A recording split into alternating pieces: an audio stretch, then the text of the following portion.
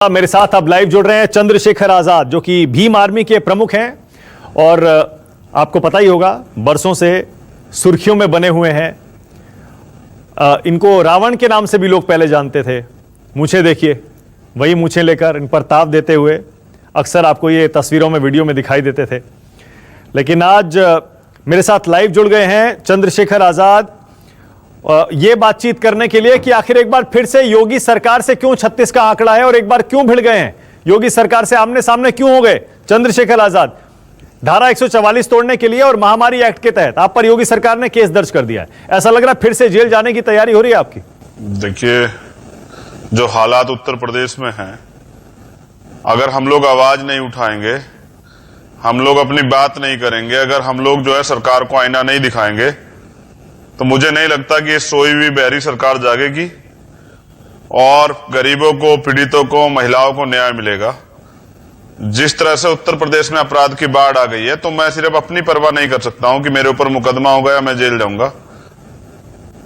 मैं एक कार्यकर्ता हूं आजाद समाज पार्टी और भीम आर्मी का। मैं तैयार हुआ इसीलिए, मुझे ये पहचान ये है कि जब कोई अन्याय होता है तो मैं उसके खिलाफ लड़ता हूं। उत्तर प्रदेश में जो हो रहा है, मैं उसके खिलाफ लड़ रहा हूं, संघर्ष कर रहा हूं और उसके लिए मैं परवाह नहीं करता हूं क्या होने वाला है। मेरे लोग मुझसे यही उम्मीद करते हैं कि जब अन्याय हो तो सब चुप हो जाएं, तो चंद्रशेखर आजाद हमारी आवाज बने और वो हमारे लिए खड़े रहें।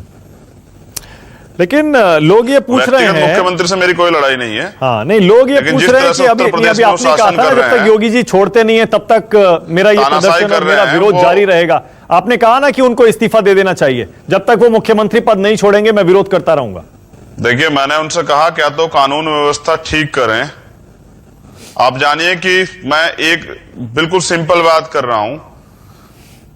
हाथरस, लोकल हाथरस पे बात कर लेते हैं। हाथरस में तमाम फोर्स है, तमाम बड़े अधिकारी, तमाम पार्टियों के नेता जा रहे हैं, फिर भी वहां एक 6 साल की बच्ची का रेप हुआ। इससे पता लगता है कि अपराधियों के हौसले उत्तर प्रदेश में वो आसमान छू रहे हैं। खाकी का इकबाल खत्म हो चुका है। इस सोच से मेरी लड़ाई है, क्योंकि आप मुख्यमंत्री हैं, बहुत अच्छी बात है, लेकिन आज जिस तरह की कार्रवाई आप कर रहे हैं और जिस तरह की बातें आप कर रहे हैं कि वहां ये होने वाला था, वहां वो होने वाला था, आपने नहीं होने दिया, ये सिर्फ बातें हैं। आप तो इस तरह व्यवहार करें जैसे भी आप मुख्यमंत्री ना हो के विपक्ष के नेता हो। मुख्यमंत्री एक संवैधानिक कुर्सी बैठे हैं, वो नोडल अधिकारी हैं प्रदेश के। अगर कुछ प्रदेश में होता है उसकी जिम्मेदारी उनकी है, और अगर उनसे कानून व्यवस्था नहीं संभल रही है तो उनको इस्तीफा दे देना चाहिए। अयोग्य व्यक्ति अगर योग्य कुर्सी पे बैठता है, योग्य जगह बैठता है और फिर उस जिम्मेदारी से काम नहीं करता, तो उसका खामियाजा पूरे प्रदेश को और प्रदेश की जनता को उठाना पड़ता है। आज उत्तर प्रदेश में यही हो रहा है। नहीं, आरोप तो सीधा सीधा आपके ऊपर ये है ना कि आप तो बीजेपी के खिलाफ लड़ाई लड़ते हैं, चाहे वो उत्तर प्रदेश हो। उत्तर प्रदेश का तो आप बहाना बना रहे हैं। आप केंद्र सरकार के खिलाफ भी लड़ाई लड़ते हैं, आप यूपी सरकार के खिलाफ भी लड़ाई लड़ते हैं, क्योंकि आपकी लड़ाई बीजेपी से है, आपकी लड़ाई संघ से है। इसीलिए आप कभी जामा मस्जिद पहुंच जाते हैं दिल्ली में, जब सीएए के खिलाफ प्रदर्शन हो रहे थे तब। मेरे देश भर में जहां भी बीजेपी के खिलाफ मोर्चा खोलना होता है, आप वहां पहुंच जाते हैं। मेरी लड़ाई सांप्रदायिक सोच से है, मेरी लड़ाई भेदभाव से है, और ये कारण इसका मैं आपको बता देता हूं ना भाई। ऐसा नहीं कि मेरी लड़ाई बीजेपी से है, मेरी लड़ाई तो कांग्रेस से भी उतनी है जितनी बीजेपी से है। मेरी लड़ाई तो हर उस पार्टी से है, और मैं लड़ूंगा जहां पर हमारे लोगों पर अत्याचार होगा।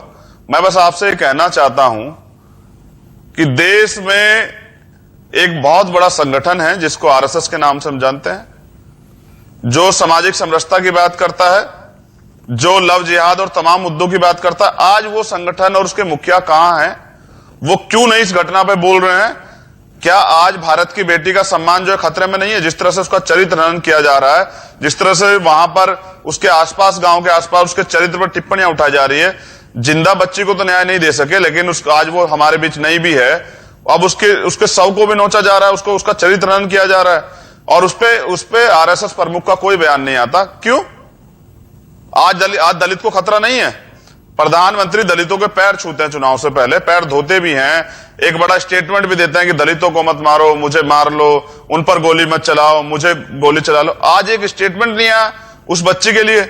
ये जो सोच है ना कि कथनी और करनी में फर्क है, ये जो सोच है जो अन्याय की तरफ खड़ी होती है। आप अपने पूरे जीवन के अनुभव बताइए, क्या आरोपियों के ऐसे हीनियस क्राइम में आरोपियों के पक्ष में आपने पंचायत होती देखी कभी भाई?